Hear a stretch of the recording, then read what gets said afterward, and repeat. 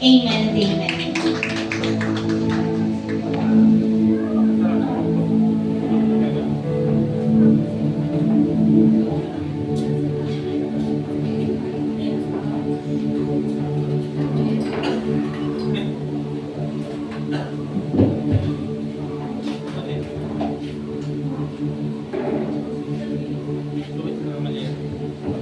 Good evening po sa bawat isa. Ayan.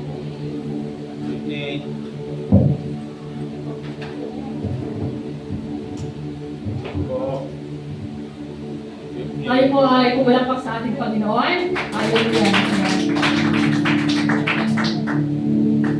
So magandang gabi po sa bawat isa. Ready na po ba ang bawat isa na makinig ng salita ng Panginoon? Amen. Ayan po ano. So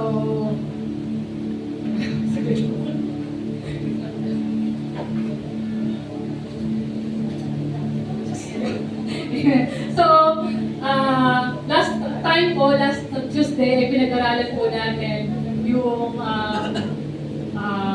pagbuhay ng patay sa widow, ano po. Ayan. So, this evening, ay ang pag-aaralan naman po natin, ang mga main character po ng pag-aaralan natin ay sa buhay po ni Jesus, John the Baptist, ng mga disciples, ng tax collector, ng mga religious leaders, ano po.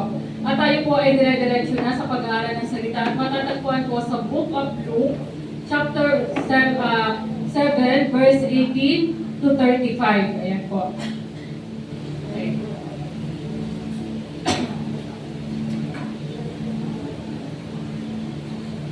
Ready na po ba lahat? Kaya po sinasabing ready. Ano? Ready na.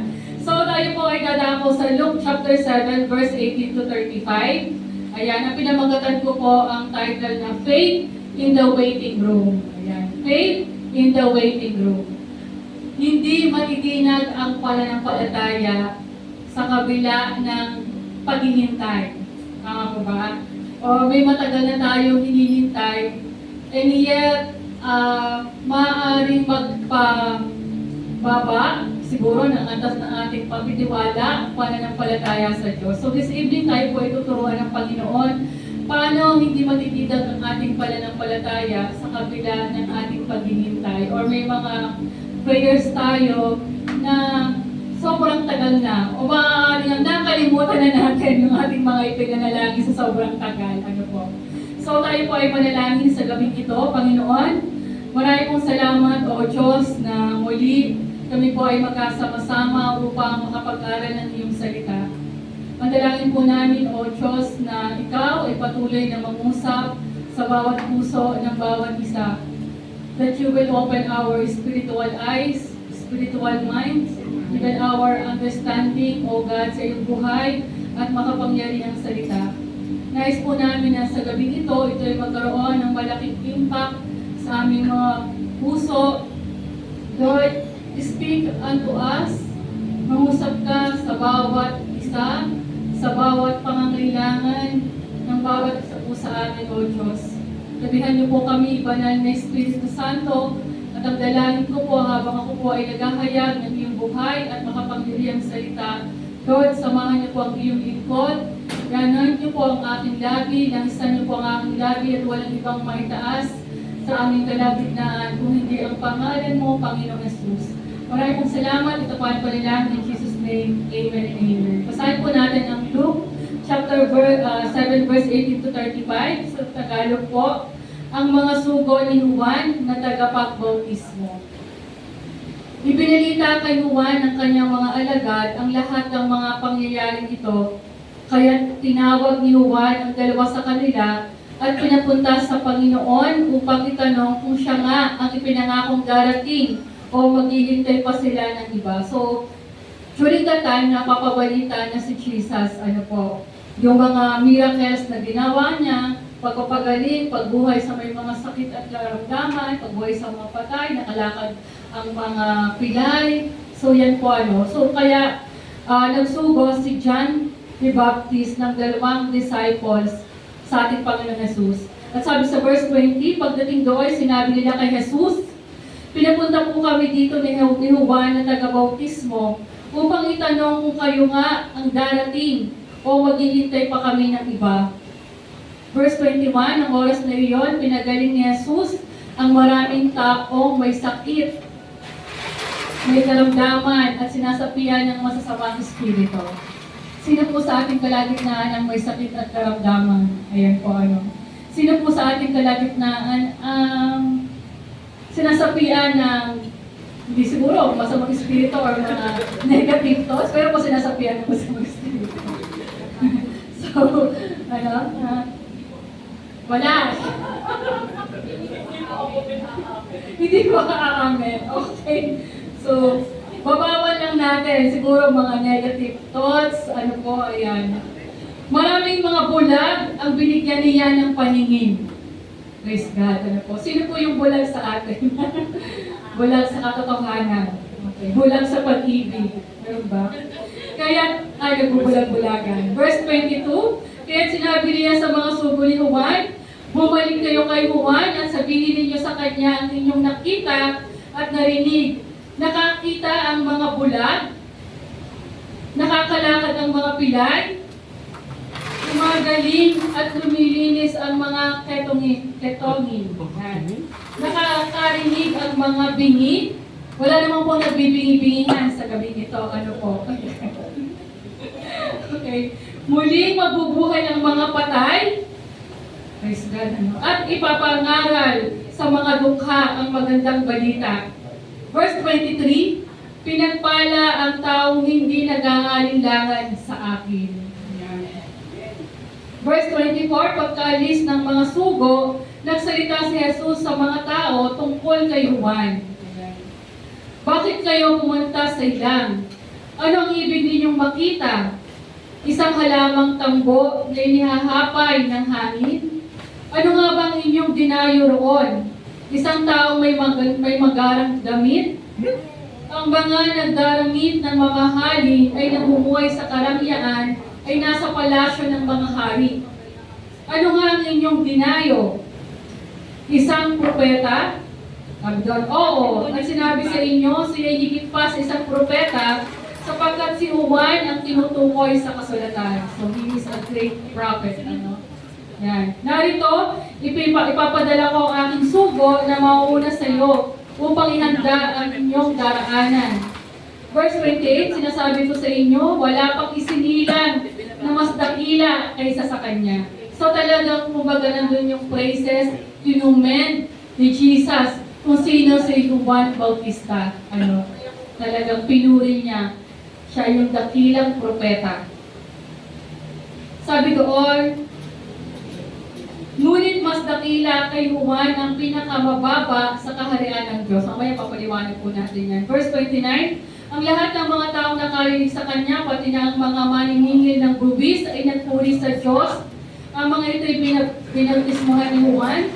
Ngunit ang mga Pariseo at ang mga dalabhasa sa kautusan ay tumanggi sa layunin ng Diyos para sa kanila sapagkat ayaw nilang magpabautismo kay Juan. So kilala naman natin yung mga religious leaders. Talaga hindi naman sila naniniwala. So sabi dito, verse 31, sinabi pa ni Jesus, kanino ko maihambing ang mga tao ngayon? Ano ang nakakatulad nila? Ang katulad nila yung mga batang nakaupo sa palengke at sumisigaw sa kanilang mga kalaro. Tinutugtugan namin kayo ng flauta, ngunit hindi kayo sumayaw. Umaawit kami ng panagoy, ngunit hindi kayo umiiyak. Verse 33, sapagkat nang dumating si Juan na tagapagbautismo, siya'y nagayuno at hindi umiinom ng alak. At ang sabi ninyo, sinasapian ng demonyo ang taong iyan. So, according to the religious leaders, yan ang critics nila pagpuna nila kay John the Baptist, sinasapian ng yung term niya eh. So sabi, 34, nang dumating naman ang anak ng tao, referring to Jesus, siya'y kumakain at umiinom, ngunit sinasabi naman ninyo, tingnan ninyo ang taong iyan. Ang sabi doon, matakaw. So, sabi ni kay Jesus, pagka sumasama sa mga kumakain, lasenggo at kaibigan ng mga maniningil ng buwis at ng mga makasalanan. So yun ang ka-indulgent. So sabi nila, matakaw, lasenggo, sumasama sa makasalanan, sa mga naniningil ng buwis. Yun ang term nila. Ngunit ang karunungan ng Diyos ay napapatunayang tama sa pamamagitan ng mga tumatanggap nito. Okay. So pag-aralan po natin yan, faith in the waiting room. As our introduction in Luke chapter 7 verse 18 to 35, we see a powerful moment in the life of John the Baptist. While sitting in prison, during that time po, na sinugo niya po ang dalawang disipulo papunta kay Jesus, si John the Baptist po ay nakakulong. Nakakulong po siya. Kilala naman natin si John the Baptist, tama po ba? He is the forerunner, siya naghanda sa Panginoon. Sabi niya, prepare the way of the Lord. Magsisi kayo. Siya inutusan ng Panginoon na ibalita sa lahat ng mga Israelita na magsisi kayo sa inyong mga kasalanan. Repent, darating ang tagapagligtas. So he is the forerunner. So sabi ko dito, during that time po kasi, si John the Baptist ay nakakulong. Bakit siya nakakulong? Kasi matapang niyang sinabi kung ano ang kasalanan ni Haring Herodias. Dahil ay Haring Antipas. Yan. Kasi, pag-aasawa kay Herodias, kasi inasawa niya po yung kapatid ng asawa niya na si Herodias. So, yun po tapos, matindi rin po yung pagkamatay ni John the Baptist kasi pinugutan po siya ng ulo. Yun ang request ng anak niya na si Salome. So, yun po Okay. So, sabi dito, in Luke chapter 7 verse 18-35, we see a powerful moment in the life of John the Baptist. While sitting in prison, he sends a question to Jesus Christ. Yan. Bakit kaya ng tanong si John the Baptist nung nasa prison siya? Ang tanong niya, are you the one who is to come? Ikaw ba yung darating or should we expect someone else? Even a strong prophet experienced a season of waiting and uncertainty. Wala pa namang positive dito nakaranas na nakulong, tama po ba? Pero po ba sa ating kalagitnaan na nakulong? Po. So, siguro baka nagkulong sa kwarto for 1 week. Meron bang ganon? Ha? Wala. So, wala. So, nung time po na yun, imagine ang isang tao na nakakulong. Yet, Jesus does not rebuke him. He reassures him by pointing to the words of God happening all around. Sabi dito, this passage, ito po yung ating pag-aaralan. This passage reminds us that waiting can test our faith. Tama po?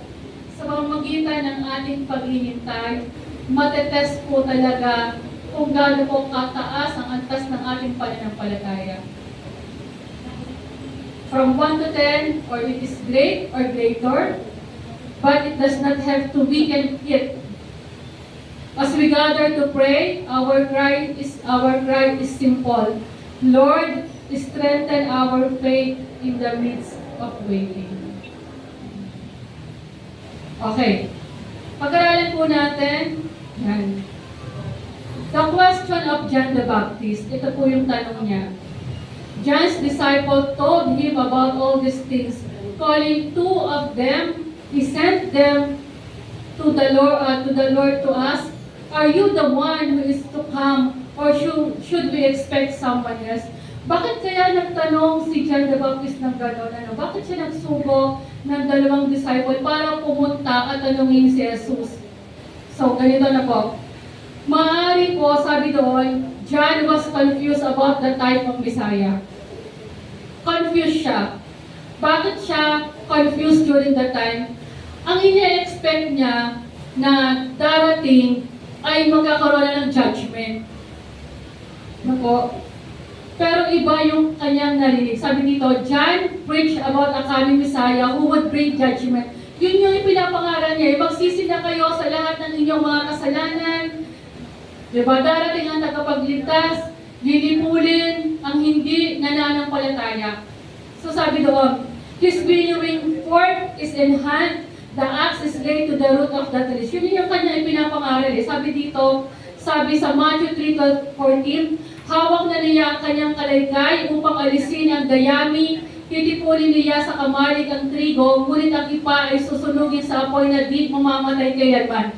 So the reason why, kung bakit nagutos si John the Baptist ng 2 disciples, siya ba talaga yung darating na Messiah? No? Mayroong confusion sa kanya kasi ang ipinaparangan niya, magkakaroon ng judgment, paparusahan yung mga hindi nananampalataya. And yet, kakaiba yung ginagawa ng Panginoong Jesus. Nagpapalaya siya ng mga demonyo, nagkakalakad yung mga pilay. So, mayroong confusion. He wants an evidence. Okay, so sabi din po dito, ayan. Next po. Ayan. Sabi sa Luke 3:9, the axe is already at the root of the trees, and every tree that does not produce good fruit will be cut down and thrown into the fire. Yun yung pinapangaral ni John the Baptist. Sabi niya, lahat ng hindi namumunga ay itatapon sa apoy. Yan po ano. So sabi dito, John was confused about the type of Messiah. Confused siya. Kaya siya nagsubo ng 2 disciples to ask Jesus. Okay, next one dito, John was experiencing human doubt. Sabi doon. Sabi sa pag-aaral, sabi ko, as I research, talaga ba nagkaroon ng doubt si John. So sabi dito, John was in prison under Herod Antipas, facing possible execution. So siguro kung nandun siya sa kulungan,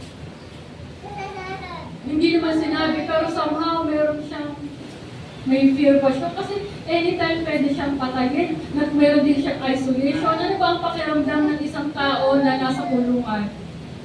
No? Isolation and suffering can cause even strong believers to struggle. So, nandun siya, nag-i-struggle siya. So, yun po, ano. These questions may reflect a moment of human doubt during hardship. So, may struggle, may possible execution, facing possible execution, anytime pwede na siyang patayin. No? At sabi po doon, yan. Ano yung response ni Jesus? Ano yung sagot ni Jesus sa 2 disciple sa tanong ni John? Sabi dito, at that very time, Jesus was cured many who had diseases, sicknesses, and evil spirits, and gave sight to many who were blind. So, makikita po natin, hindi lang during that time na nagpapagaling ang Panginoong Jesus. No? Up to until now, ang Panginoong Jesus po ay patuloy pa rin nagpapagaling sa lahat ng may mga sakit at karamdaman.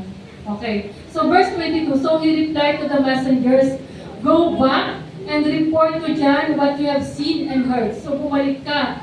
I-report mo kay John kung ano yung nakita, kung ano yung narinig. The blind receive sight, the lame walk, those who have leprosy are cleansed, the deaf hear, the dead are raised, and the good news is proclaimed to the poor. Sabi doon, blessed is anyone who does not stumble on account of me. So mapalad yung mga taong hindi nag-aalala sa akin. Okay. Bakit yun ang sagot ni Jesus sa kanyang mga disciples? Pag-aralan po natin, ano po, sabi dito, ano yung matututunan natin? The Messiah fulfills God's promises through action. Pwede mo sabihin ni Jesus, sabihin mo kay John the Baptist, ako nga si Jesus.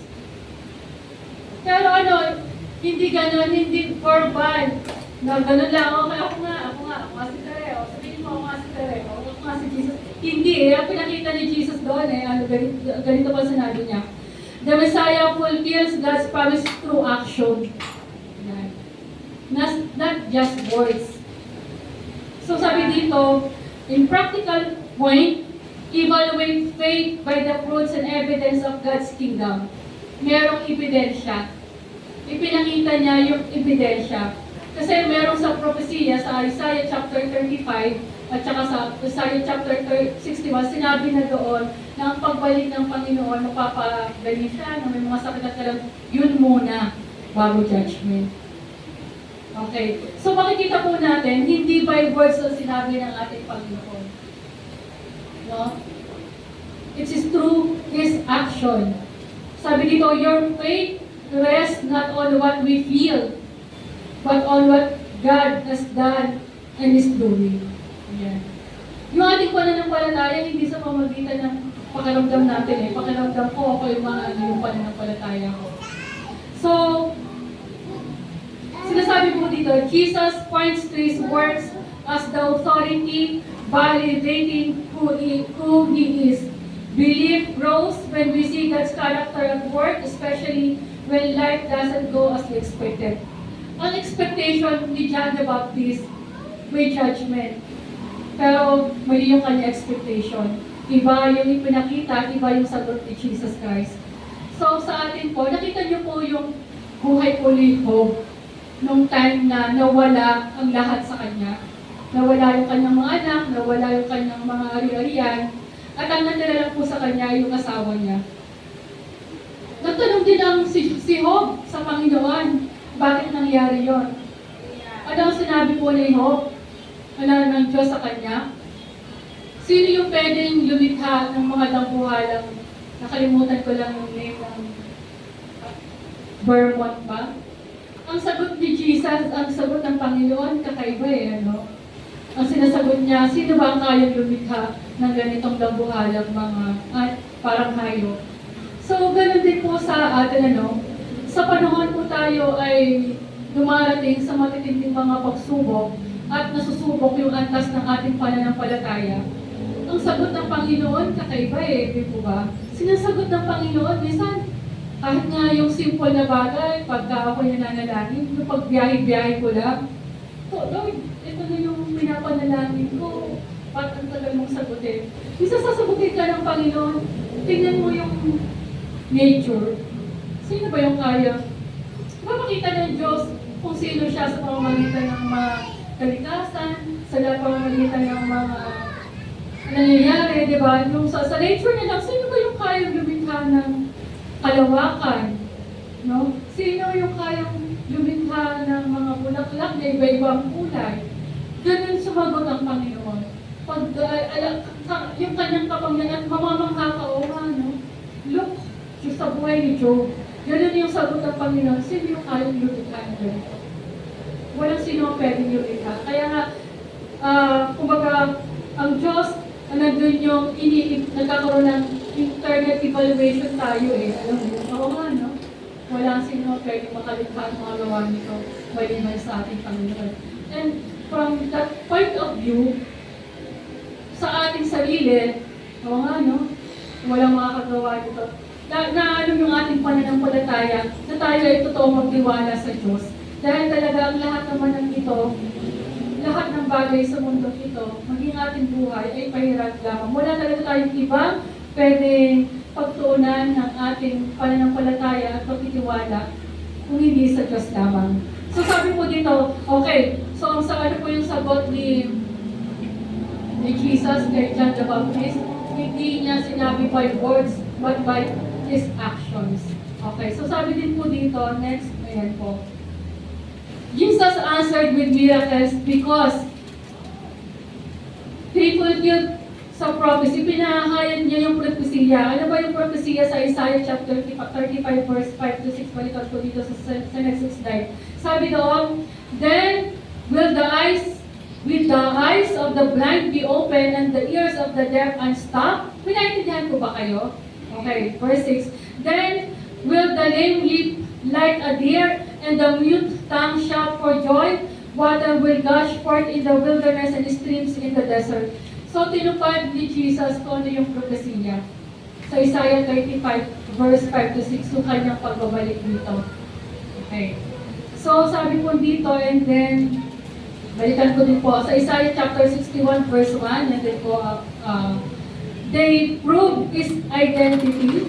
So, Jesus answered with miracles because to John the Baptist, ito yung mga sagot niya. Ayan po. Sabi sa Isaiah 61 verse 1, pwede po natin sabay na basahin. Because the Lord has anointed me to preach good news to the poor. He has sent me to blind up the broken-hearted, to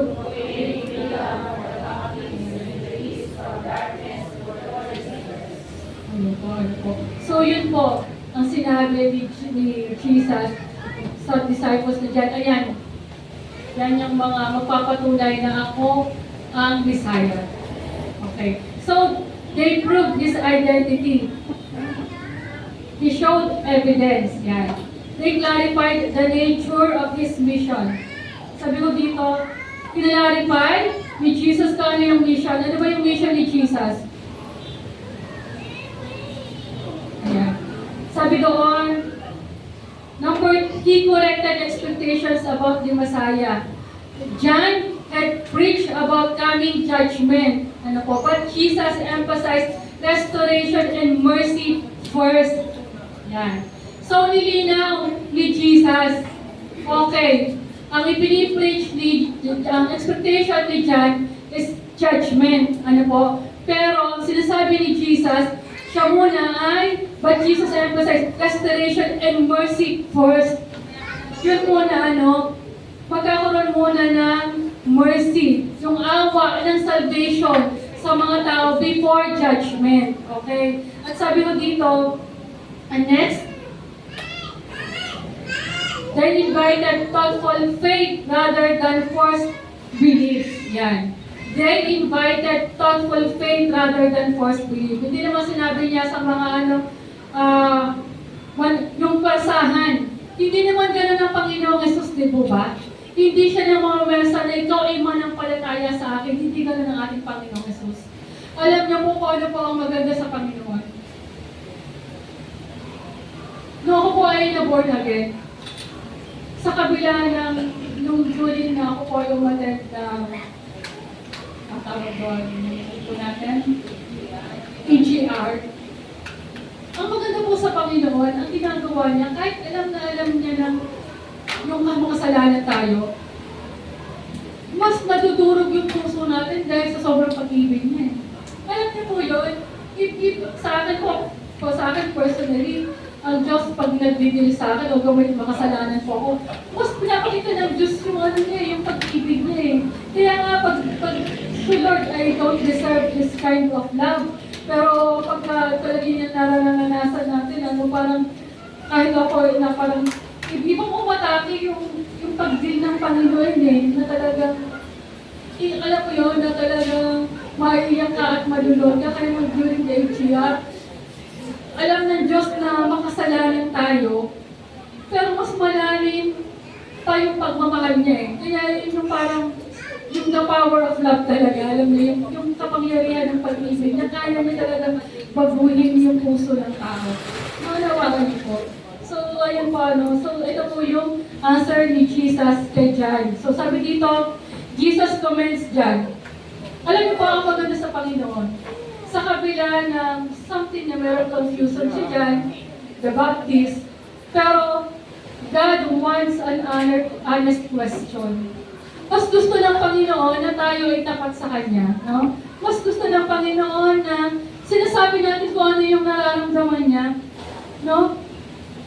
So sabi dito, after John's messengers left, Jesus began to speak to the crowd about John.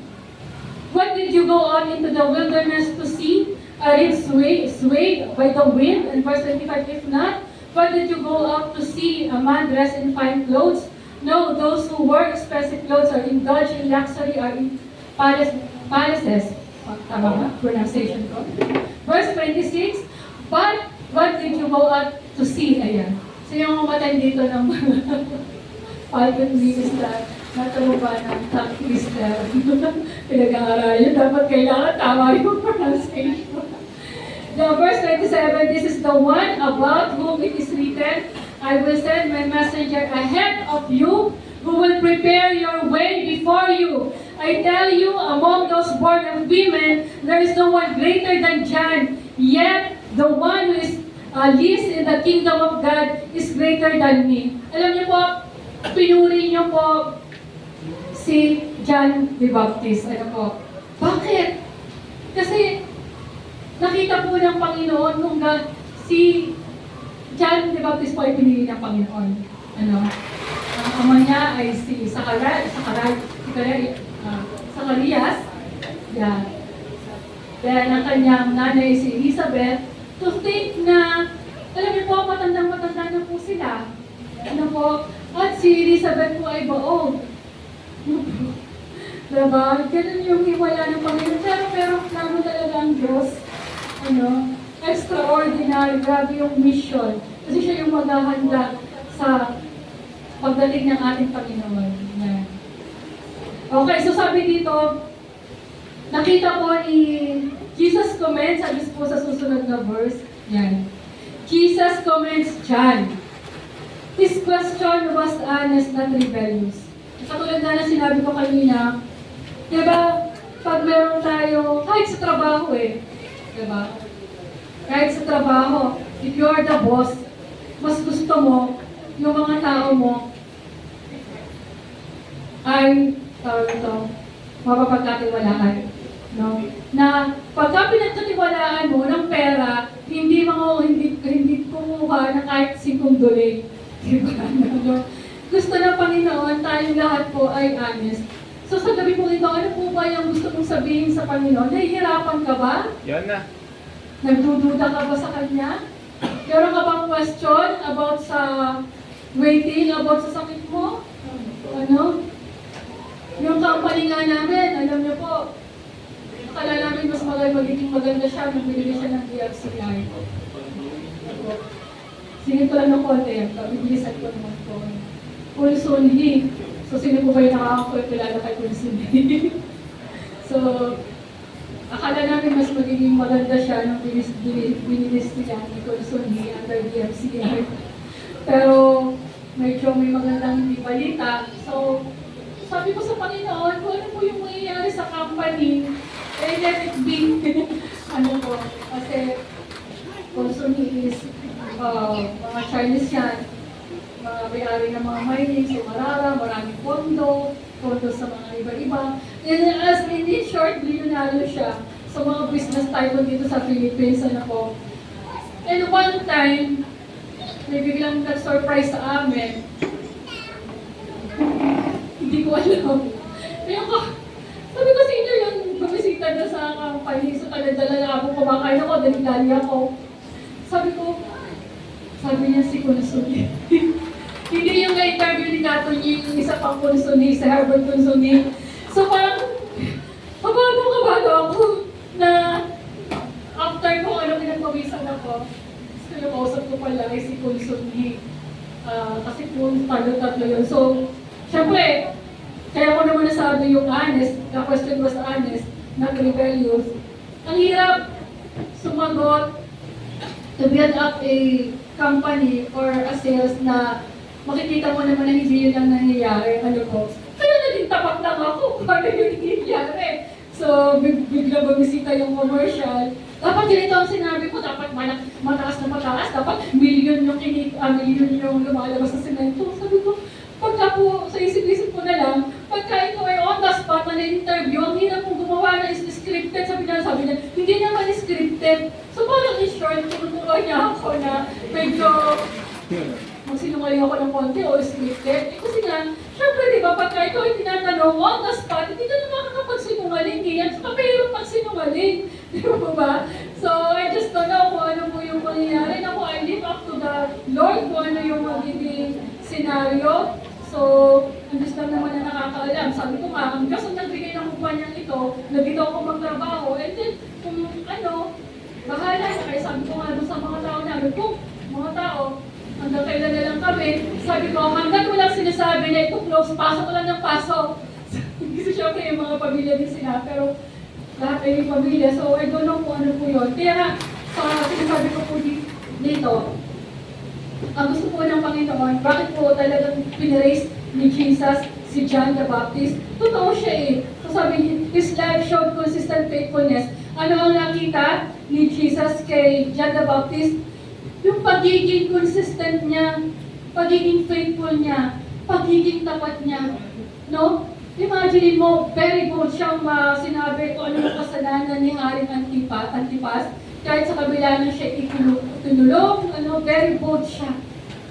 So yun yung nakita ng Panginoon sa Kanya. So, sa ating kaya nakita kayo ng Panginoon, ito pagiging consistent na pagiging faithful natin sa Kanya sa kabila ng marami tayong pinagdaraanan sa buhay.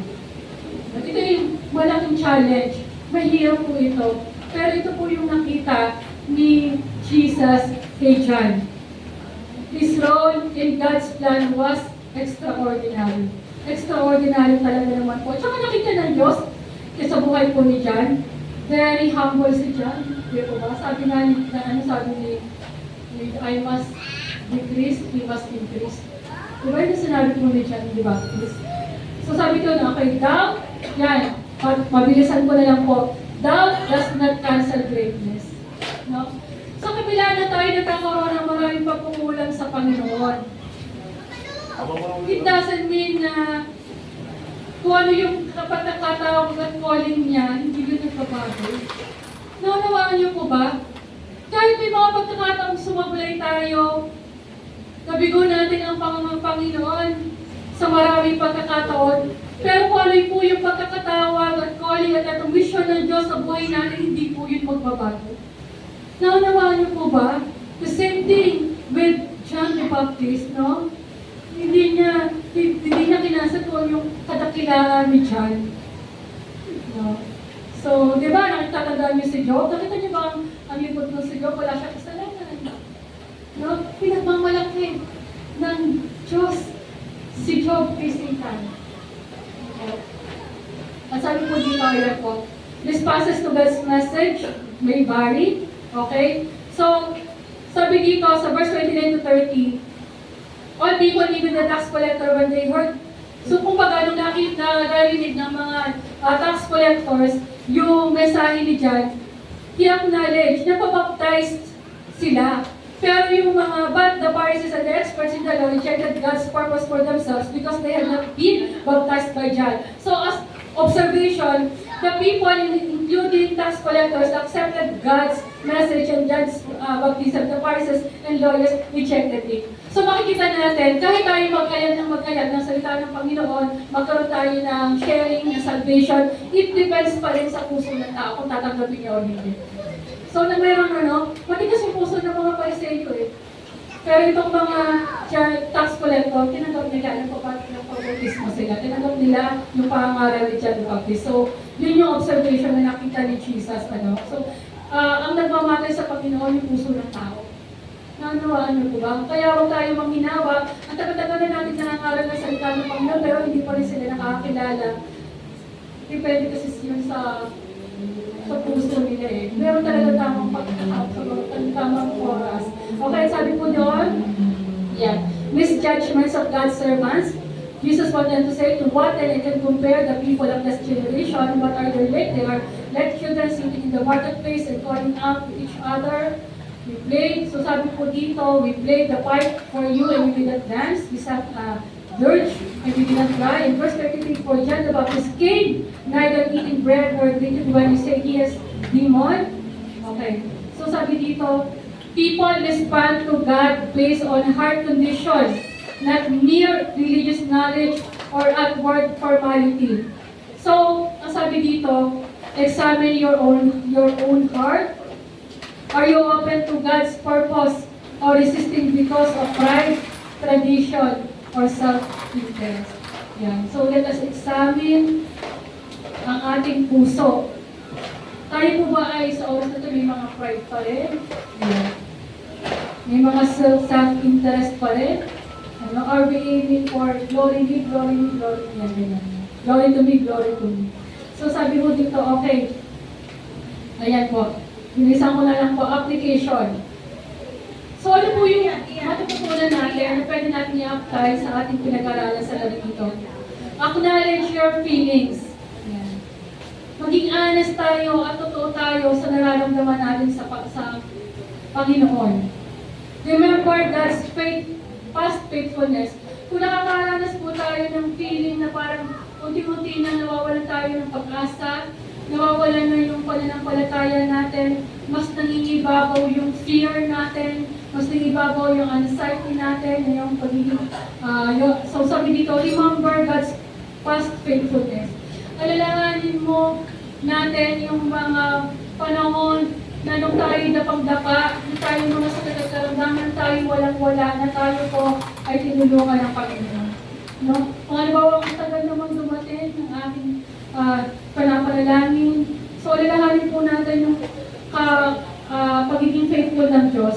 Notice God's work around you, yan. Healing, provision, restoration. Ano yung ginawa ng Panginoon sa ating mga buhay?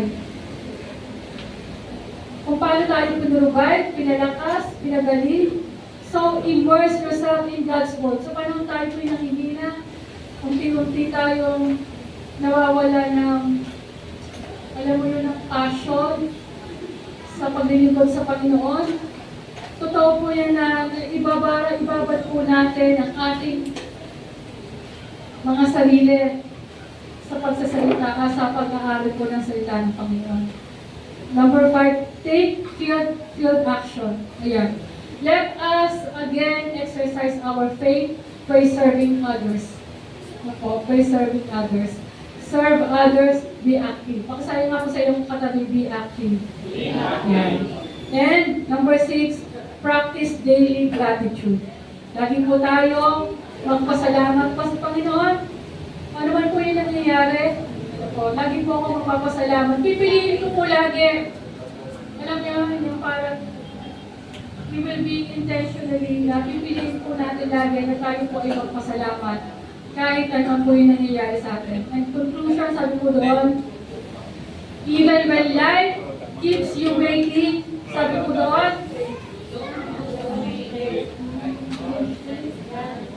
like John, it's okay to question, but look at what God is doing, not just what you feel. Trust His timing. Embrace His ways, and remember His wisdom is proven by the lives He changes. Tama po, ano? His wisdom is proven by the life. Your waiting is not wasted. Tama po, ano? Mas masarap kainin ang mangga na hindi pilit sa hinog sa pilit. Di ba mas masarap kainin yung mangga na natural na nahinog? Tama po ba? Kahit anong prutas, mas masarap yung natural na nahinog. So your waiting is not wasted. Mas masarap nasapin yung mga bagay na hinintay natin ang matagal at pag dumating na, kakaiba po yun. Ano po? It is the stage where God prepares you for the breakthrough He has promised. Amen po ba? So, yan. So, naalala ko lang po, pinalalas na po ito. Nakita niyo po yung suffering pagka hindi po tayo naghintay sa Panginoon, sa plano ng Panginoon. Alalahanin po natin yung buhay po ni Abraham at ni Sarah. Ipinangako ng Diyos na magkakaroon ng anak silang dalawa. Ano po? Pero natawa pa nga sila eh. Paano mangyayari yun? Matanda na kami. Pero nakita po ba si Sarai? Nainip po kasi siya eh. No? Nainip siya. At si Abraham, ipinasipin niya sa kanyang katulong na si Hagar. No po? At nagkaroon sila ng anak. At ang anak ay si Ishmael. At si Ishmael ay Islam. Yan, kakagulat. So, nakita po natin kung ano po ang magiging consequence kung may pinangako ang Diyos na maghintay, matutupad yun. Pinangunahan ni Sarah, anong nangyari? Hanggang sa nagkaroon si Hagar na tinatawa-tawanan na siya. So, nakita po natin, meron talaga mga consequence pagka meron po tayo na hindi po natin hinintay kung ano po yung plano ng Diyos. Amen po ba? At sabi sa verse 23, blessed is anyone who does not stumble on account of me. Mapalad ang mga tao hindi nag-aalala sa akin. Siguro tayo po pumalapak sa Panginoon, tayo po ay manalangin. Panginoon, maraming pong salamat sa gabing ito. Salamat po, O Diyos, na muli, Panginoon, na tinuruan niyo po kami, na kami po ay patuloy na manampalataya sa iyo, patuloy na makita ng perfect timing mo, Panginoon. Lord, dahil alam po namin ikaw ay Diyos na hindi sinungaling, hindi nakatulad ng tao, Panginoon. Ang iyong pangako at iyong tinutupad, O Diyos. Wala kang bagay na ninanais sa iyong mga anak. Kung hindi puro, Panginoon, magaganda, goodness, Panginoon, magandang bagay, mga pangako mo po sa amin, O Diyos. At sa gabi pong ito, dalangin po namin na patuloy na likhaan po kami ng puso na laging nagtitiwala, nananampalataya sa iyo, Panginoon. Pagdalangin po namin na sa gabi pong ito, patuloy niyo pong pataisin ang antas ng aming pananampalataya. Maraming salamat, ito pa ang panalangin in Jesus' name. Amen and amen. Amen. Ayan. So, sa gabi nito tayo po ay magkakaroon po ng groupings. Ayan. And meron po tayong mga facilitators. At the same time, sila na rin po yung mga prayer leaders. So, pag